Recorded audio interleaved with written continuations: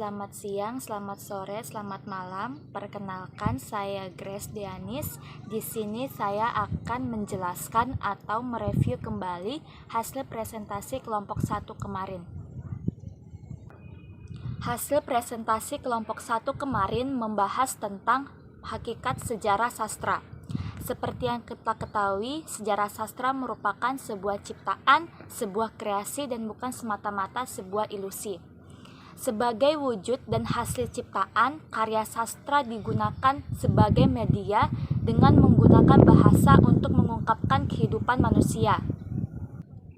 Sastra memiliki bahasa akarnya, yaitu bahasa Melayu, di mana bahasa Indonesia adalah sebagai turunannya. Banyak pengarang menggunakan bahasa Melayu untuk hasil karya sastranya.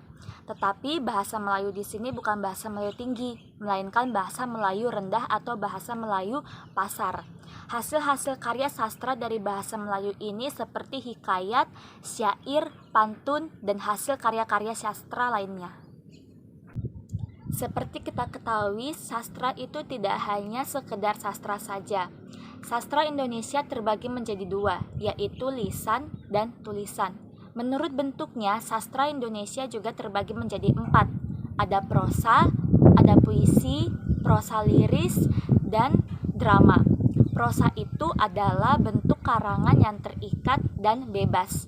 Kalau puisi adalah bentuk karangan yang terikat.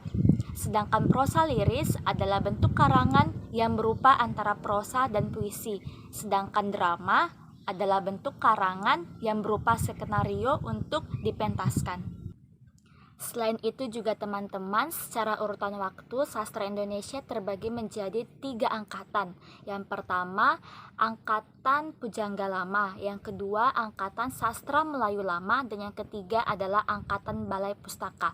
Kita akan mengupas 3 angkatan ini. Yang pertama adalah angkatan Pujangga Lama. Angkatan Pujangga Lama ini sudah ada sejak sebelum abad ke-20. Yang kedua adalah Angkatan Sastra Melayu Lama. Angkatan Sastra Melayu Lama ini sudah ada sejak tahun 1870 sampai 1942. Dan dia berkembang di wilayah Sumatera. Yang ketiga adalah Angkatan Balai Pustaka. Angkatan Balai Pustaka ini sudah ada di Indonesia atau karya sastra di Indonesia yang ada sejak tahun 1920.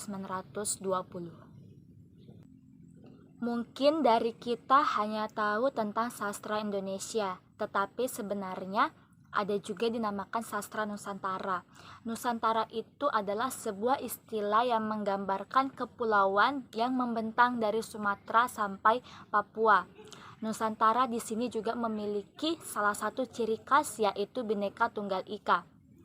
Karya-karya sastra Nusantara banyak menggunakan bahasa-bahasa daerah. Salah satunya kita sebut saja ada bahasa Batak, dan ada juga bahasa Padang, ada bahasa Jawa, dan tentunya ada juga bahasa Melayu dan sebagainya yang menggunakan bahasa-bahasa daerah. Sastra di Nusantara sudah berkembang sejak lama hingga masih bertahan di era modern ini. Itulah sebabnya sastra Nusantara memiliki keunikan karena dia menggunakan bahasa-bahasa daerah.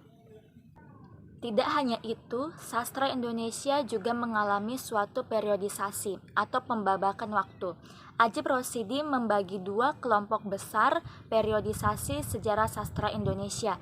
Yang pertama, masa kelahiran atau masa penjadian. Di sini dimulai dari tahun 1900 sampai 1945. Yang kedua adalah masa perkembangan. Masa perkembangan ini dimulai dari tahun 1954 sampai 1969. Itu saja sedikit penjelasan dari saya atau mereview ulang dari hasil presentasi kelompok 1 kemarin. Terima kasih dan sampai jumpa.